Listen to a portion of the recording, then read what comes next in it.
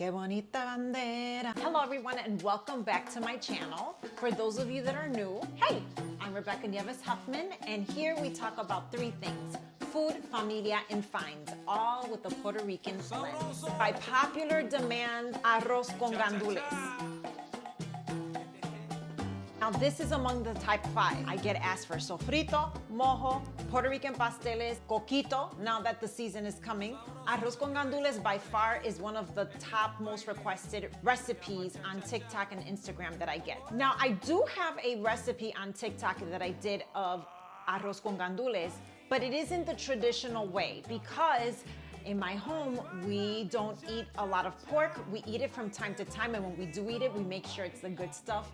Natural, organic, thick cut, like the good stuff. Once in a while. Everything in moderation, right? Enough of the explanations. This recipe today is more traditional because we will be using pork. Make sure you stick around till the end because I will be sharing a couple of pro tips to make this dish to perfection. And I'm also gonna share a couple of health tips. If it's one thing that Puerto Rican food has is a bad rap for being unhealthy. And I just refuse to believe that we have to stop eating our traditional Puerto Rican meals and favorite dishes for that reason. So here we go. With a really hot olla, I'm gonna add 3 slices of thick cut bacon. And as it cooks, it's gonna release all that grasa, that's Spanish for grease. And as it releases that grease, it's gonna help cook the rice in our next steps. When your bacon is cooked and crispy, you're gonna put it to the side. I just added some olive oil, and to that, we will put in our sofrito. This is a staple item in Puerto Rican cooking. If you would like a basic sofrito recipe, I have that here on YouTube. After about a minute of this sofrito cooking, we're gonna add salsa de tomate or tomato sauce. We're gonna stir it, and then we're gonna go ahead and add some Sazon. I love, you guys, this brand. They're not paying me to say this. This Sazon right here is organic. Many Sazons come with MSG. You gotta read the label. They come with MSG and different additives. This Sazon is completely organic. I just truly love their flavor. Add your Sazon.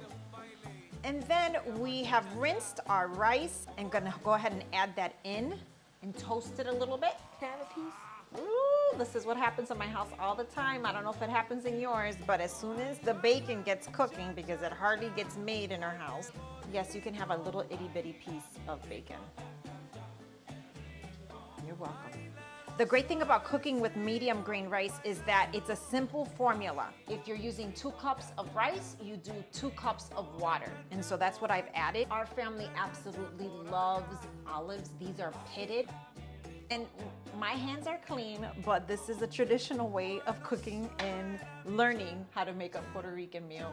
A tablespoon of oregano, vaya. And we're also gonna add a little bit of salt because we have the grease from the bacon as well as the olives that are gonna salt together our rice. And we're gonna give it a stir. Take our gandules and add them. They've been drained and rinsed. I'm gonna give it a stir as well. At this point in our process, I love to taste the caldo or the broth to see if I've got enough seasoning, enough salt. That's gonna be good. Yes! And let's go ahead and add back our bacon that's acting as tocino. This is the last time I'm gonna stir it. I'm gonna let all this liquid get soaked up and evaporated in the cooking process while the lid is off. Now that the majority of the liquid is absorbed, we're gonna take our lid, we're gonna cover it, and we're gonna leave it alone for 20 minutes. No peeking.